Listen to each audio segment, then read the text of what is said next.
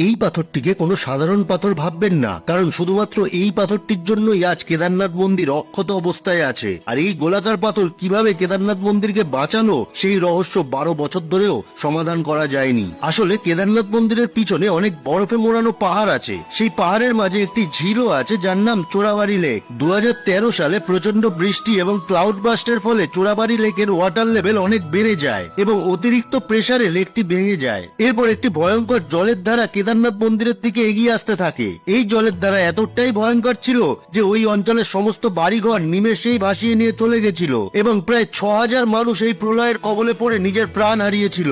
এরপরই ঘটেছিল এক চমৎকার, যেটার উত্তর আজও কারোর কাছে নেই। মান্যতা আছে কেদারনাথ মন্দির পাণ্ডবরা বানিয়েছিল। ওই সময় ভীম প্রতিজ্ঞা করেছিল যে মৃত্যুর আগে হোক বা পরে, যতদিন এই পৃথিবী থাকবে ততদিন ভীম নিজে কেদারনাথ মন্দিরকে রক্ষা করে যাবে। ওই ভয়ঙ্কর জলের দ্বারা কেদারনাথ মন্দিরকে ভেঙে গুড়িয়ে দিত। কিন্তু